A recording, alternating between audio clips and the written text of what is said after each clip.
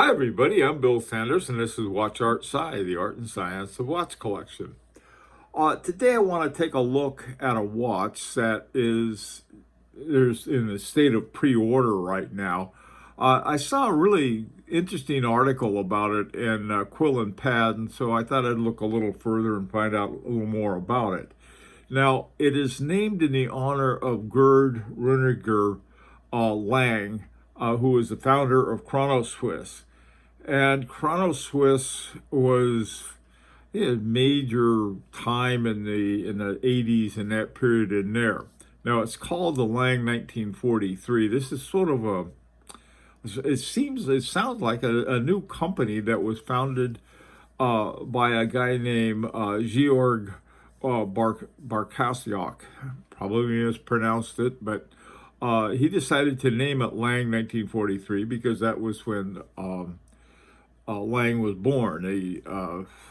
Gerd Lang was born, and in Brunswick, Germany. The point of that, in 1943, it was in the middle of World War II in Germany, which wasn't the greatest place to be at that particular time. It was the same year that the disaster at Stalingrad and the Battle of Kursk ended. And they had this picture of a guy in a bomber jacket, and unfortunately for the Germans at that time, they were mainly the target of it. So I don't know if they were thinking, well, this is sort of a pilot's watch. It could be, but it's one of those watches that I like. Very simple, very clean watch, and I just like it. I noticed that the 5 and the 6 and the 7 are all out, and they have this nice big subdial there, and they have the syringe hands on it. Very, very interesting watch. It's a 39 millimeter, a little over 39 millimeter, and it's 8.4 millimeters wide. 39 millimeters is just really nice size. It's sort of a classic field watch and somewhat, I guess, of a pilot's watch. Now, the interesting thing about this is the movement and it's called the Caliber L43-1. And it's based on the Marvin Caliber 700. The Marvin Caliber 700, Lang, before he retired, I think in 2011, his company he was with then bought up all of the remaining Marvin Caliber 700s, and they used the iBosch from it to create the L43-1. And there are some differences, and I'll take a look at those in a second. But basically, this one runs at 3 hertz, which is nice. Manually wound, 46 hours, and it's about just a little under 30 millimeters. The movement is, and so and looking at it, it's a curve regulator.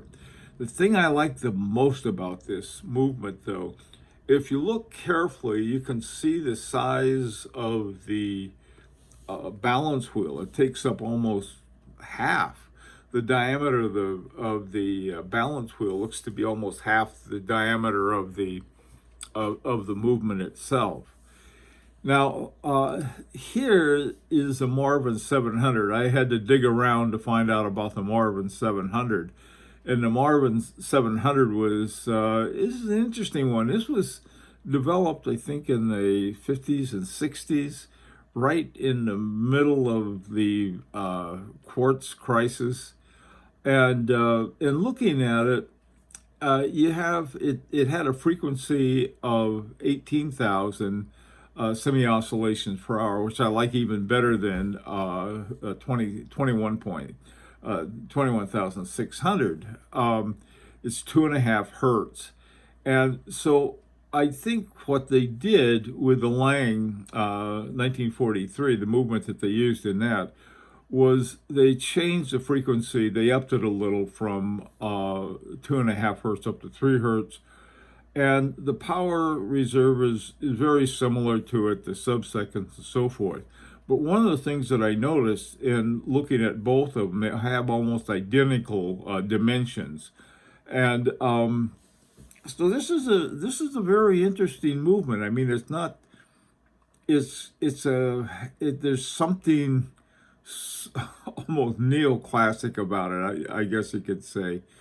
Now the watch comes with two straps. One's a textile strap, and the other one's leather. So very much of a kind of thing to be used as a field watch. And the colors, it comes in sort of a gray that we saw, and then it also comes in a blue. And this is a watch. I just thought, well, this is at $3,700, which isn't bad. And I mean, I think it would be right price for everything, all things considered.